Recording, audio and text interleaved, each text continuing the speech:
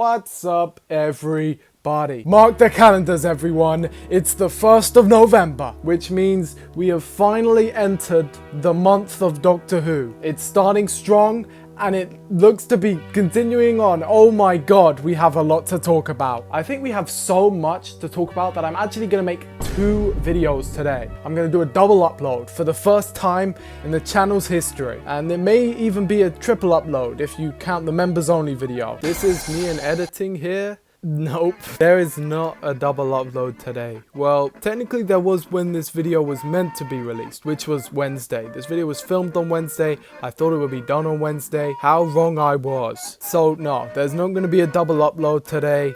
Technically there was a double upload on Wednesday, if you remember, but I'm sorry for putting this in the video. I genuinely don't even know why I did. I'm working on so many projects right now. It is hard for me to upload 2 videos at the same time, but trust me, it will happen one day. Thanks for listening, you guys, and back to the video. Remember, the 1st of November.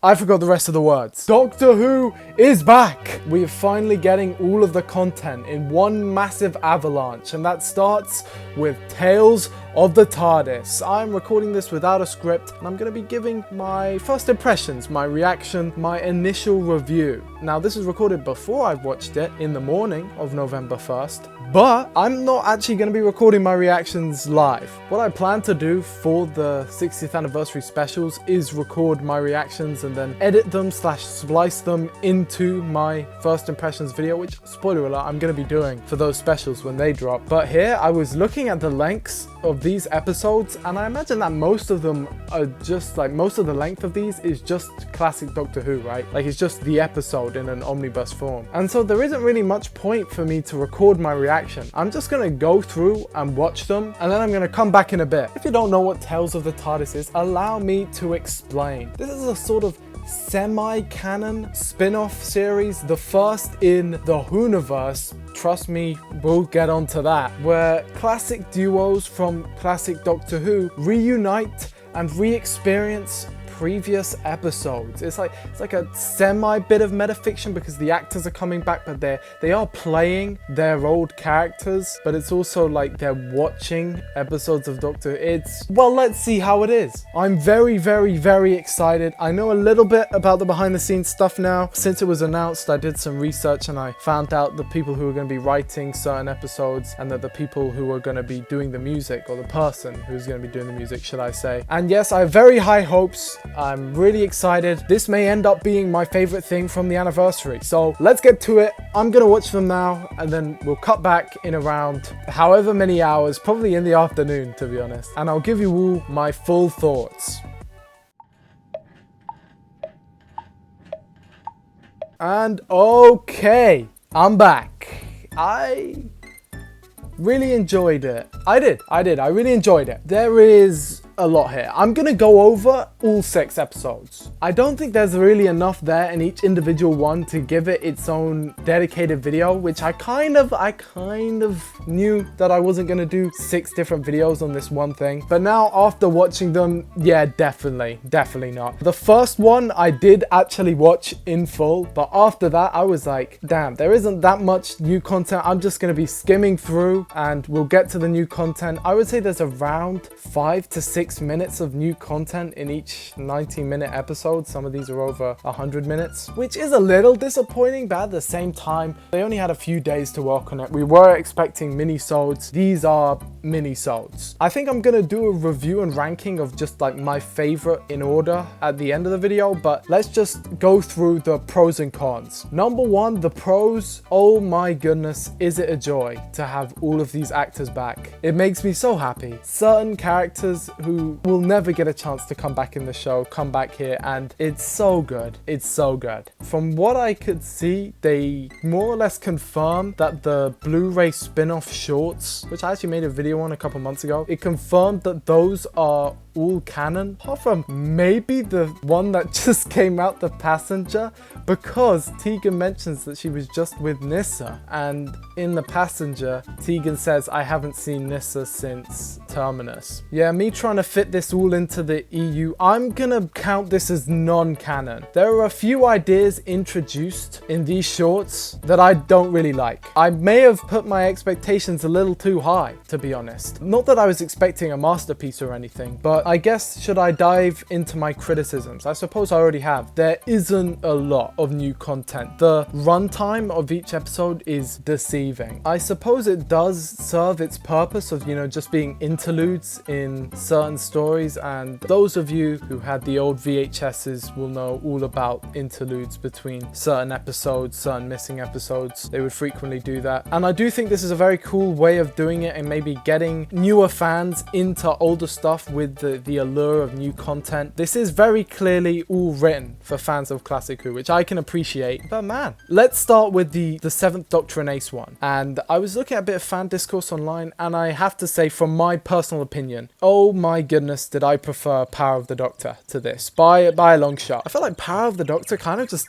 handled everything perfectly when it came to Classic Doctor Who. Like everything it did in that episode when it comes to Classic Doctor Who was just perfect for me. Something that immediately I noticed, and is kind of a through line in all of these, is that the modern Who melodrama creeps its way in, and I hate it. I really don't like it. There seems to always be this kind of air of tragedy throughout all of these episodes, and all of the characters kind of start moaning or complaining or acting in a way which is like too meta for the era of the show that they came from. I don't really want to sit and hear all of the characters complain about their respective tragedies from Classic Doctor Who, because that's not what makes it compelling. We'll get into this later with one specifically, one in particular, but always constantly shining a light on like a particular tragedy that happens in an episode of Classic Doctor Who and just over exemplifying it actually undercuts the tragedy and makes it seem a bit more ridiculous than it is.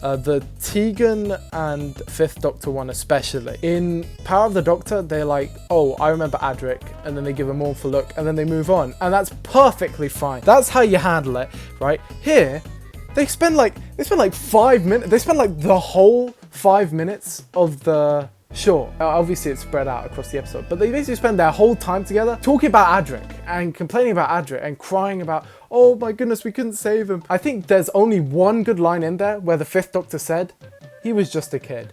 And I think that is all that we need from Adric. I understand the episode's about Earthshock, right? But even in the time, like at the time, there was not that much focus put on Adric's demise, right, should I say. And I feel like the retroactive like melodrama of, oh, we've got to talk about the tragedy so much, oh, it was so sad, it was so tragic, it was so tragic. Like, it takes away from what I'm here to see. I'm here to see my favorite characters have fun and talk about themselves having fun, which I do think happens for the most part. But when they're talking about, oh, poor Radric, poor Radric, poor Radric, it's like, you talked about that in the last episode. We talked about that before. This is stuff that is really more so prominent in modern Doctor Who. You know, the melodrama and all the emotions and everyone talking about how sad they feel all the time. It doesn't really mesh with what we see in classic Doctor Who, where the 5th Doctor says, well, he wouldn't want us to mourn him unnecessarily, and then they move on with the episode. And I think that the one where this is most egregious, because there I can kind of understand it because they're talking about Earthshock, so it does make sense for there to be a mournful aspect,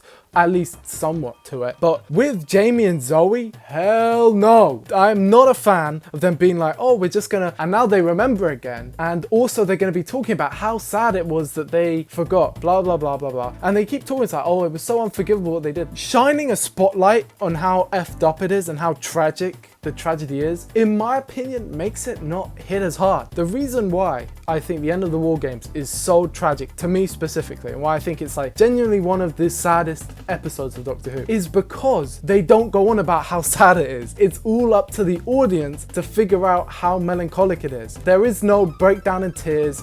None of them are really sad or anything. The 2nd Doctor, his last moment seeing Jamie, he gives like a little chuckle, but we can read into that ourselves and be like, oh my god, it's so sad that the Doctor's best friend completely forgot him and will never remember him again. That's something that we, the audience, can figure out for ourselves. Having Jamie say, oh, I won't forget you, Doctor, and then he goes and then he forgets him, right? That's infinitely more tragic than having Jamie, you know, like burst down in tears and be like, no, and then for them to come back and then all they do is talk about, oh, I can't believe we forgot, I can't believe we forgot. To be honest, you didn't even need to mention it at all. It's not like all of these really adhere to canon anyway. I also don't care as much about New Who as I do about Classic Who, so of course these small little problems stick out to me a lot more.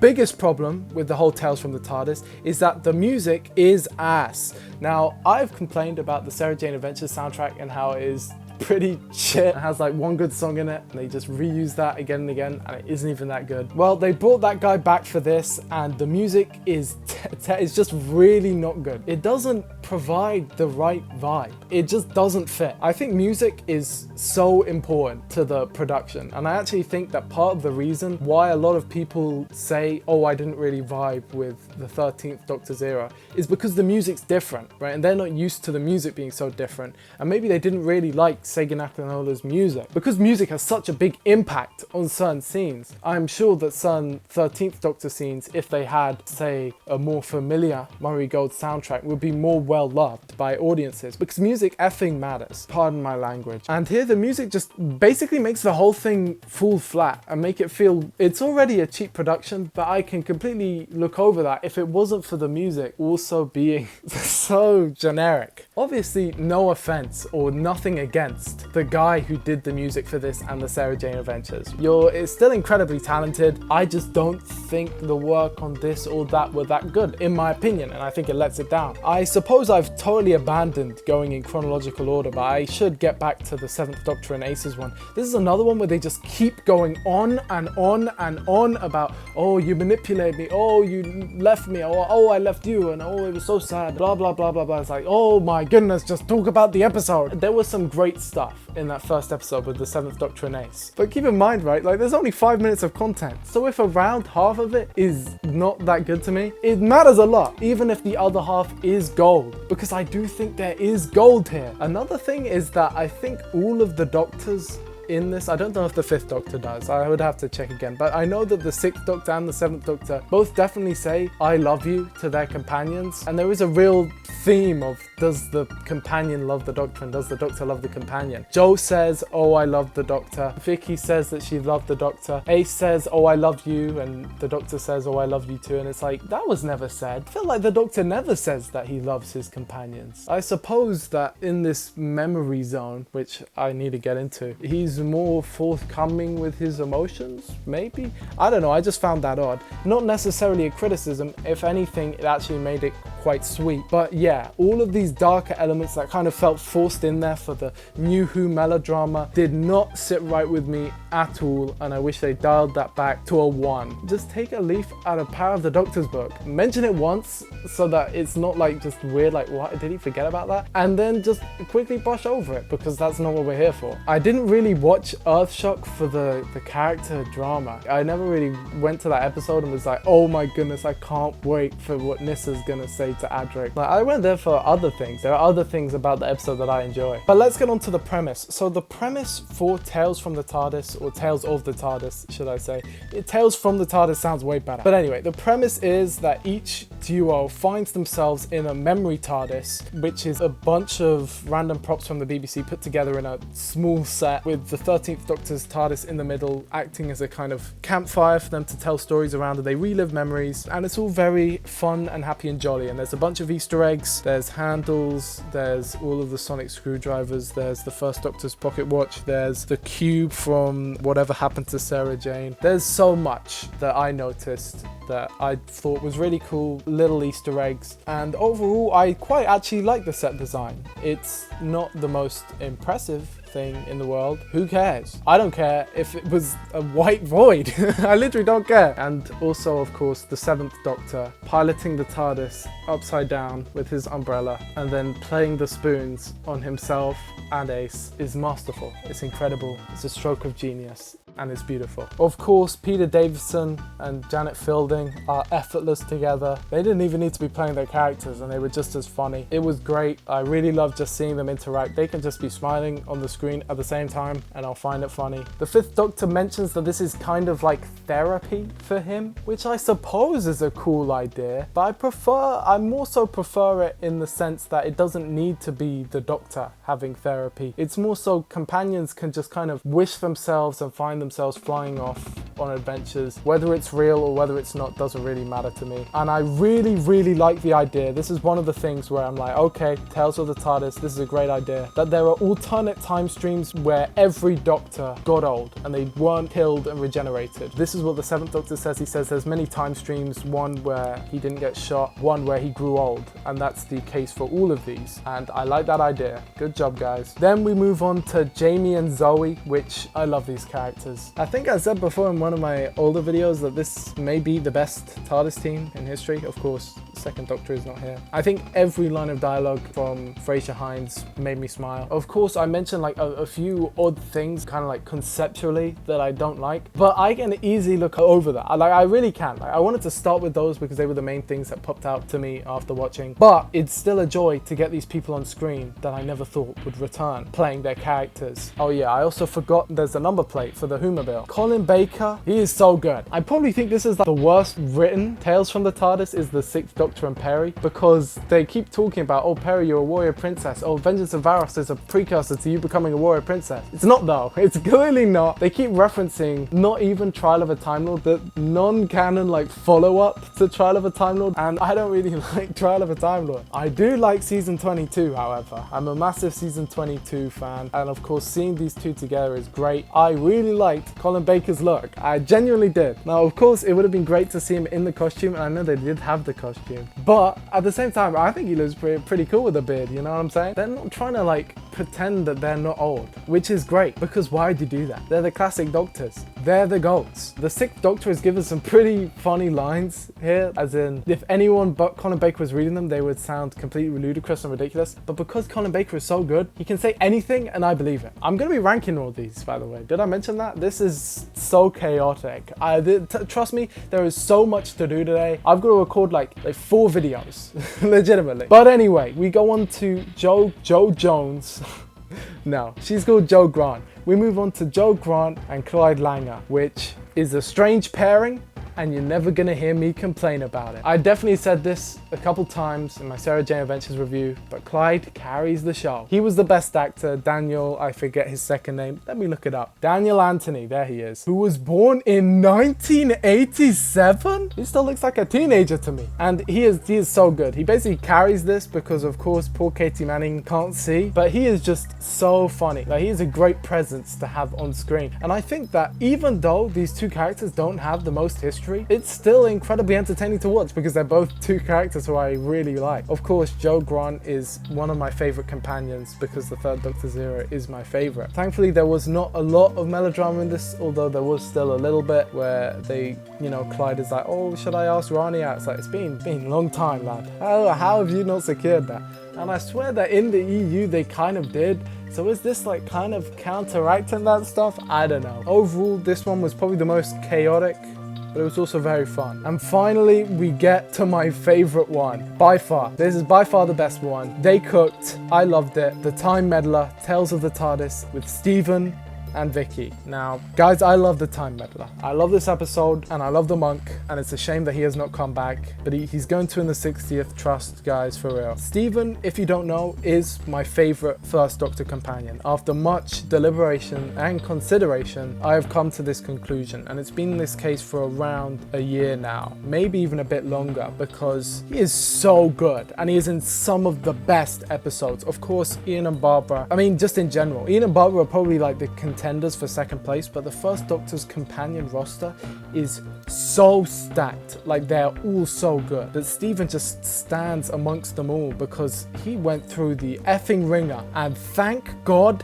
they didn't bring it up in these episodes. I think that shows how understated the tragedy of Stephen was, that the writers probably didn't really know about it, so they didn't put it in, which thank God, because I just wanted to see Stephen come back and have a lot of fun with Vicky. And that's what happened, and it was beautiful. It was marvelous, guys. Peter Purves is probably the best actor in all of these shorts. Probably. He is so good, and he has always been so good. As someone who always watched the behind the scenes on the DVDs, I know him even more so as Steven. I know him more so as the presenter of Blue Peter from the 70s. That's what I know him as. It doesn't help that they're talking about a really incredible episode, but it was just cool to see. And that ending, oh my goodness. Do I spoil it? Spoilers, guys. The first Doctor is heard off screen speaking to them, which is... it's all I ever wanted. You don't need to show it on screen. You don't need any CGI trickery. Just play that soundbite of him laughing. You have Vicky looking overjoyed, and I'm sold. You have a similar thing happen in the Joe Grant one where